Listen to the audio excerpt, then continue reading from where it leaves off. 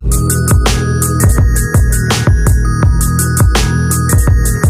छ तपाईँ सबैजनालाई। आज हामी यस भिडियोमा चाहिँ यो बिजनेस सेन्ट्रल जुन हामीले इन्स्टल गऱ्यौँ लास्ट भिडियोमा, त्यो यो जुन इन्टरफेस छ यसको बारेमा चाहिँ हल्का कुरा गर्छौँ। र यो बिजनेस सेन्ट्रलमा एक्चुअली यो युजेसहरू के छ, फाइदाहरू के छ हैन, यसको युज चाहिँ के छ भन्दा चाहिँ यो एउटा एकदम गतिशीलता व्यवसाय हुन्छ नि, क्रेन कार्यालय र ड्यासबोर्डहरू निर्माण गर्नहरू सजिलोसँग निर्मित एनालिटिक्सको साथ तपाईँको व्यवसायको बिक्री, सेल्स, पर्चेसहरू चाहिँ अपरेसनहरू चाहिँ तपाईँको डाटाहरू चाहिँ एकदम सेन्ट्रलाइज गरेर चाहिँ तपाईँको व्यापारलाई एकदम राम्रो वेमा चाहिँ लग्छ। अनि इजी पनि छ यो डाटा रिपोर्टिङको लागि, ड्यासबोर्डहरूको लागि। त्यो भएकोले चाहिँ यो एकदम नम्बर 1 माइक्रोसफ्टकै यो प्रोभाइडर भएकोले चाहिँ बिजनेस सेन्ट्रल चाहिँ एकदम नयाँ लेटेस्ट भनेर यो चाहिँ एप्लिकेसन आएको छ। ताकि युजेसहरू एकदम राम्रो नै छ।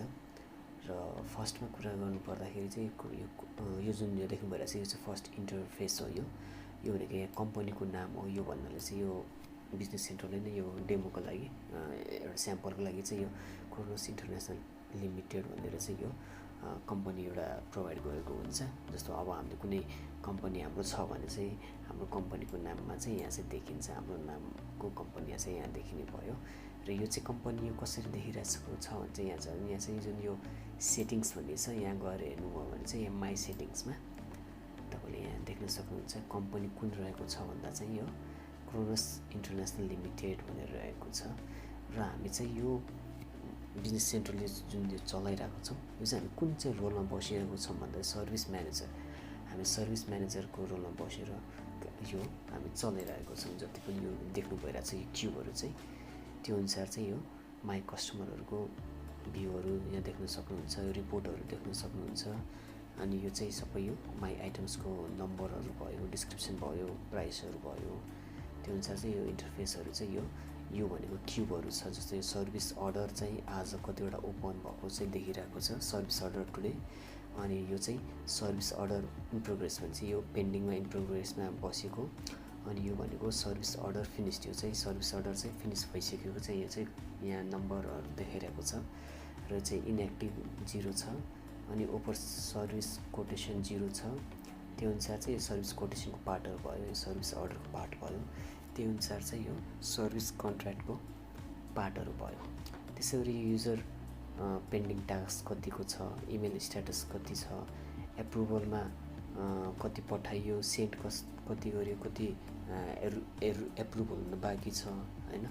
त्यो अनुसार चाहिँ यो क्युबहरू चाहिँ यसरी चाहिँ हामीले कस्टमाइज आफूले चाहिए अनुसार चाहिँ हामी चाहिँ यो कस्टमाइज गर्न सक्छौँ। र यो फर्स्टमै ड्यासबोर्डमै हामीले चाहिँ सबै अगाडि नै आएपछि हामी भित्र गएर यहाँ सर्च गरेर गएर खोज्नु परेन हैन। जस्तो यो जुन देख्नु भइरहेको छ यो सर्भिस अर्डर टुडे भनेर, जस्तो मैले यहाँ सर्भिस अर्डर गरेर यहाँ अर्डर्समा गयो भने यहाँ तपाईँले देख्न सक्नुहुन्छ